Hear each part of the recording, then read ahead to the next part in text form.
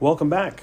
For the record, it is just about the end of March, and Terrell and I kind of got on what our March Madness brackets were going to look like last couple of weeks, and we'll have to get him back on to talk about how St. John's has crashed out against Arkansas. But I kind of want to change gears a little bit today. Baseball season starts up this week, and there's one clear favorite. I mean, if anybody's been following baseball the last couple of years, LA Dodgers are the powerhouse team, powerhouse franchise. Won the World Series last year. They're looking like they're probably going to win it this year, or at least they're favored to.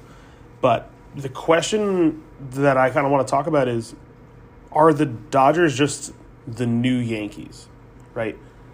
Is the super team that they're building, and they have been building over the last couple of years, is this something that is it good for the league? Obviously, it means great for the Dodgers to stack records and titles and future Hall of Famers, but is this a model that baseball wants to continue to follow?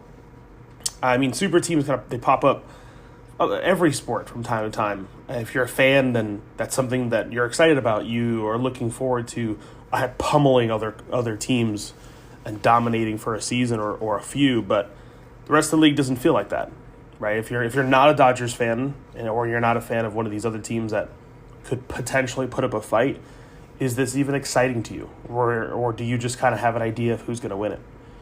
Right, so I kind of brought up the Yankees. So Yankees, obviously, 27 rings. If you're a media Yankees fan, they'll never not mention that to you. But they won the World Series in 96, 98, 99, and 2000. So a three-peat as well as 4 and 5 years. Then you lose the World Series in 01 and 03. So you're looking at, they had this run, this mini dynasty of dominance. But then after losing the World Series in 2 out of 3 years, they end up on President's Day in 04 going out and getting Alex Rodriguez to their already stacked roster with more Hall of Famers than you can count. But the question is, right, is that good for the game? Obviously, like we said, it's good for the Yankees. They went out that following year, and actually the next couple of years, they didn't advance to the World Series again until 2009. But that same year, you win 103 games, finish as the best team in baseball, lead the team in home runs, you walk to another title. So is adding that generational player or prospect to an already great roster, that's clearly a recipe for some level of success. It doesn't mean much if you don't win a title, and we've seen plenty of these quote-unquote super teams not work, specifically in basketball the last couple of years, but there are definitely instances of it does work.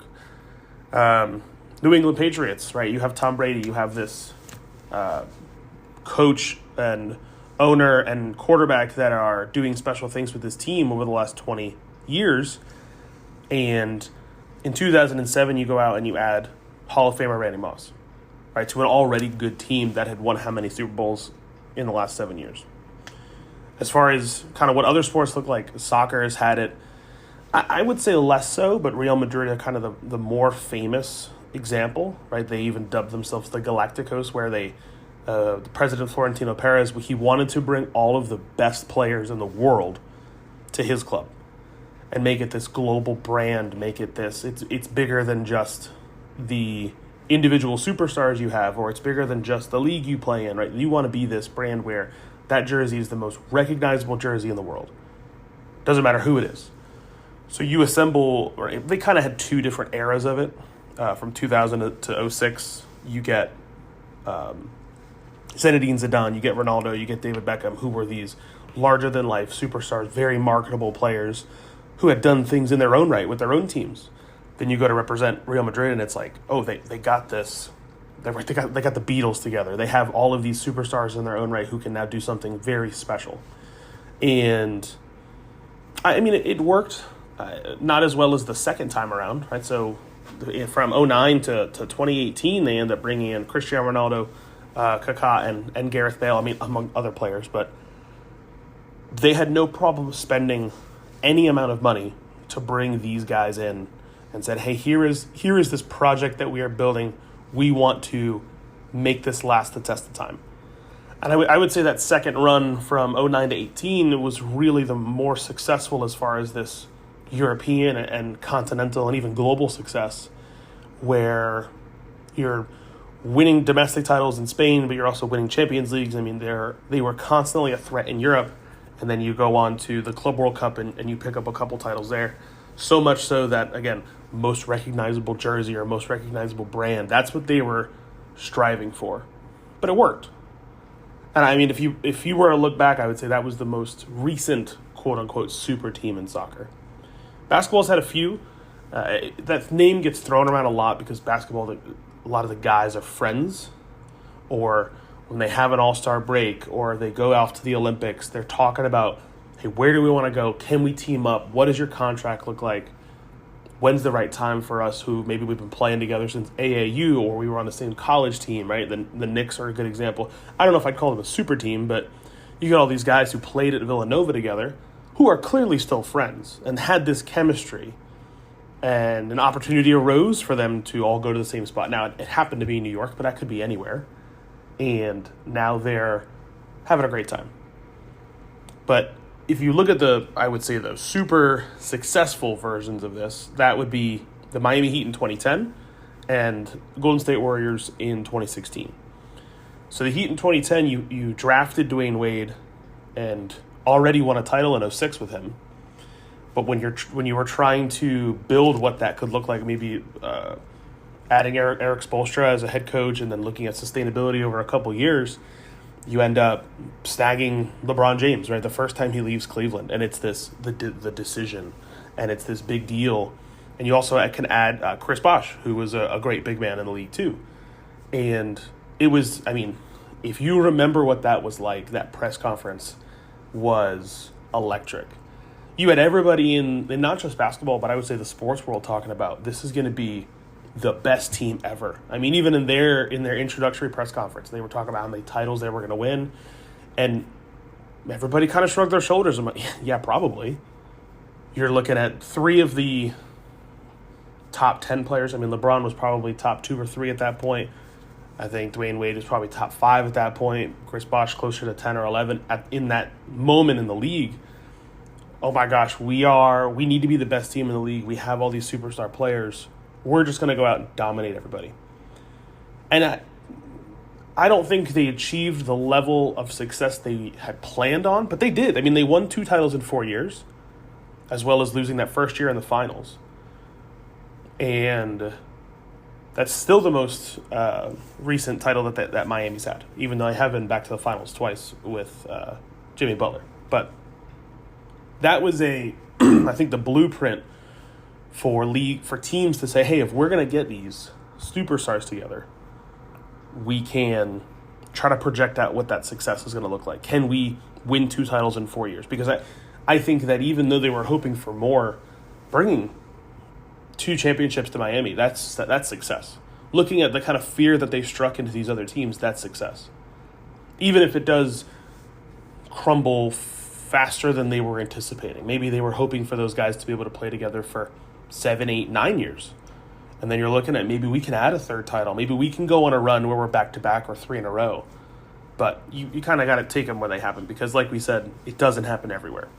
Now, Golden State was a little bit different because you had Steph, you had Draymond Green, you had Klay Thompson already in the organization. You had a great coach in Steve Kerr. And for I think Golden State, it was more about what those pieces on the periphery look like. Who are the role-playing guys? The Andre Iguodala that you had, the Harrison Barnes that you had, and they had to kind of fill in those gaps, I think. But that super team kind of gets added, or not added, but gels together in 2016. You go out and you had already won the title in 2015. But they were just kind of this up-and-coming team. 2015, you go out, win the title. That's awesome, great. I don't think anybody thought that the level of success that Golden State was going to have over the next 5 or 6 years was going to be what it was. So they go back out in 2016. That was the year that you're setting records on how many wins in a season. You're setting records on winning streaks during the year. And this is still to this day, I think people were debating if that 2016 Warriors team or if the 98 Bulls or whoever the best team that people can think of, that was the measure of success. Hey, this is the best team that the league has had in the last 10, 15, 20, 25 years. But then they lose to the Cavs, right? They lose to LeBron. They lose to Kyrie. They this amazing series that people still remember, the chase down block from LeBron. And you're thinking, like, we had this amazing season. You had the perfect season. All you had to do was go out and win the title. And people are talking, maybe that's the most successful season ever by an NBA team. It would have been. That was the conversation of that's all they need to solidify their legacy, their success. Even if they never win another title after that, they are setting the bar for what it's supposed to look like. But you lose. But they decided not to just run it back. They ended up adding another future Hall of Famer in Kevin Durant. And they said, if we're going to go back, we're bringing him with us.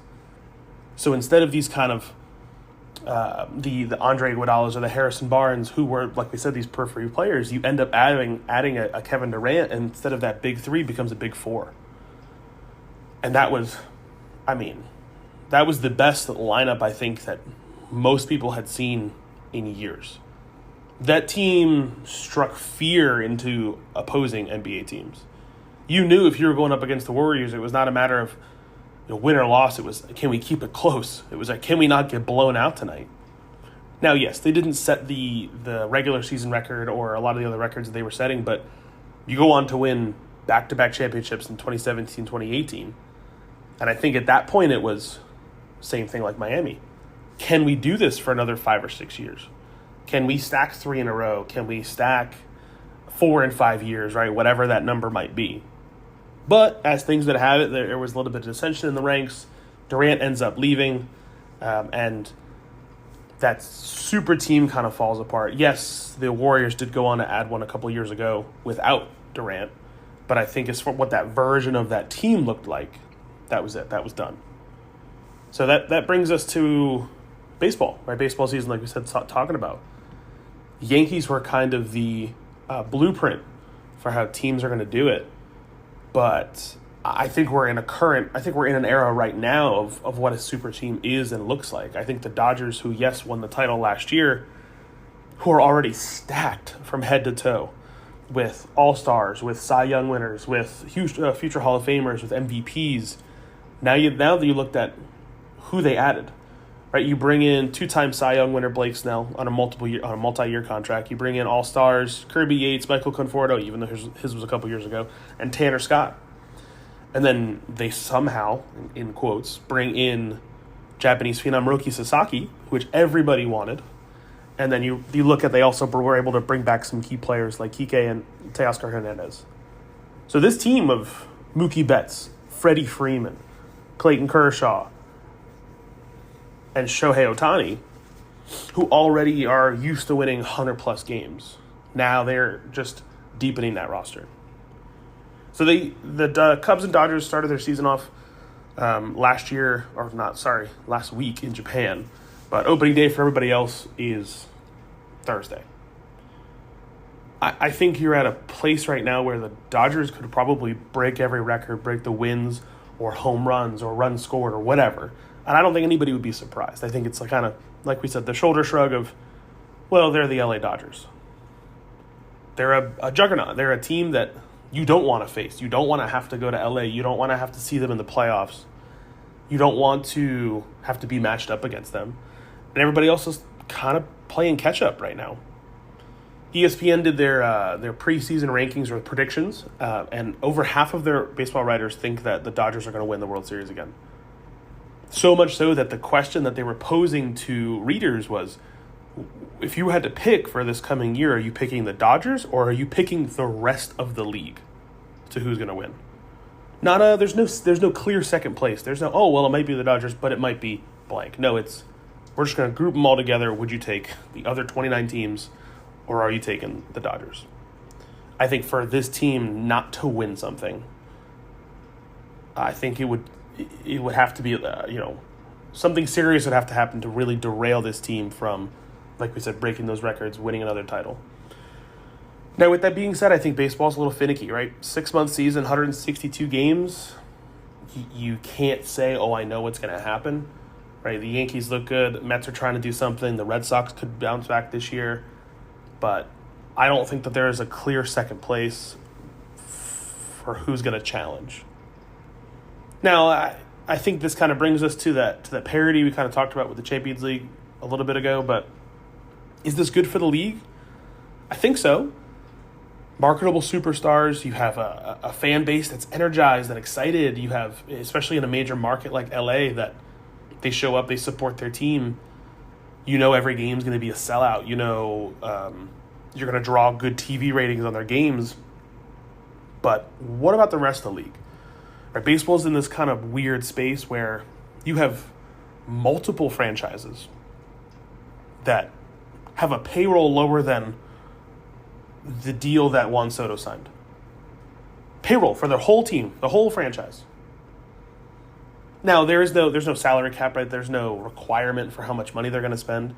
But for what these owners are wanting to invest into their teams, of course it makes sense that they aren't challenging. Right? You've heard, there's been, over the last, I would say, 10 to 15 years, you've probably had 5 to 8 franchises that you've either heard complaints about the owners for how much they're spending, or these generational players and prospects want to switch teams because they know they're not going to get that big deal from the team that they're on. So it's a matter of, do I just go to one of these bigger teams that has an owner that's willing to throw a bag at me, even if it's not the organization I grew up in? Right, the Rays, the Rays don't spend money. The Athletics don't spend money. The Reds owner has come out multiple times and said he does not want to spend the money. So what are you doing then?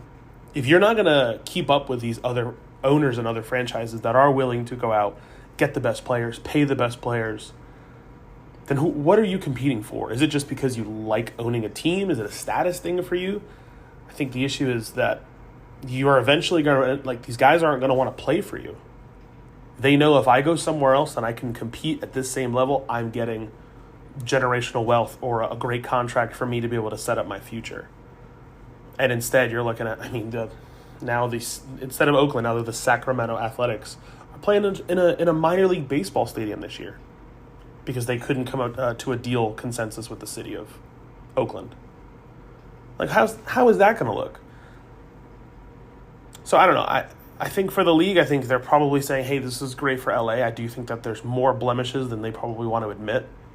I do think if maybe there was a minimum salary that you had to spend, a floor for your salary cap, I think that you probably have more owners that had to be creative with what that money looks like.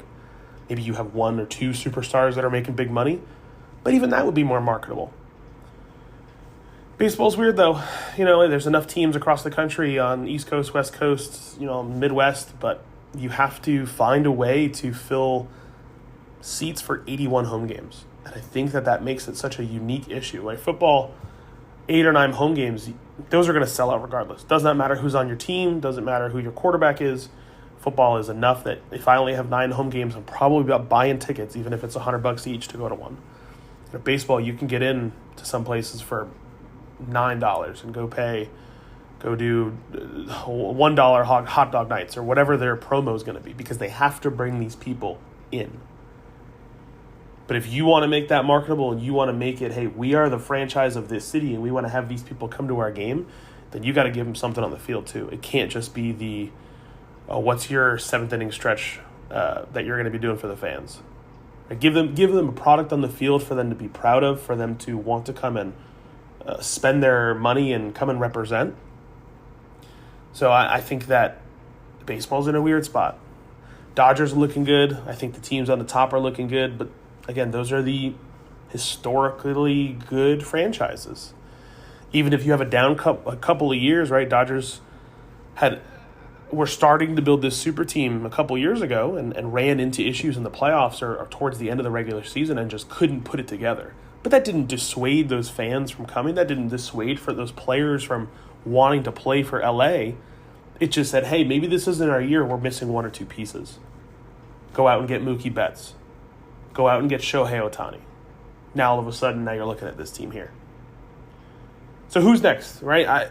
Like I said, Mets I'm a bias towards them. That would be fantastic for me. You have Steve Cohen, who's clearly willing to throw money.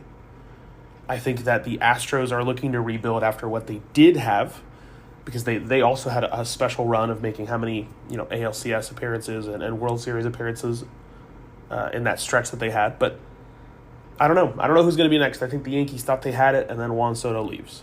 I think the Red Sox, who are used to that dominance, especially over the last 15 years, hadn't made the playoffs before.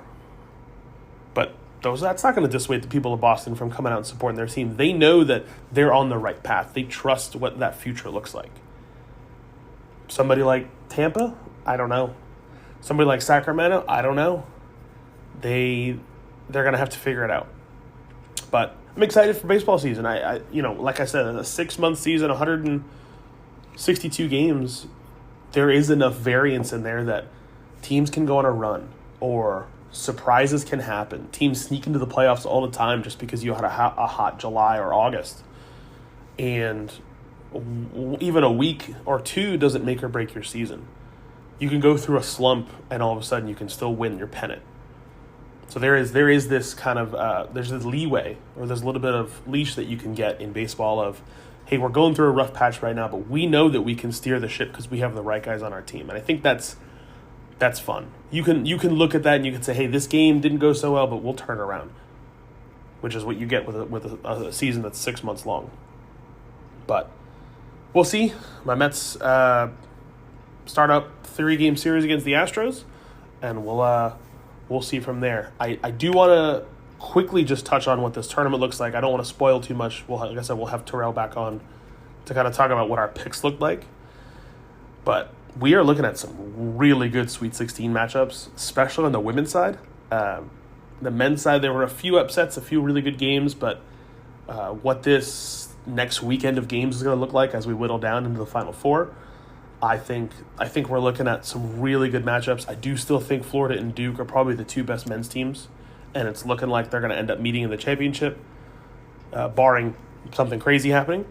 And on the women's side, Juju gets hurt, which really hurts Southern Cal, but UConn is a 2 seed that kind of perfectly aligns for them to now win their region and get into that Final Four.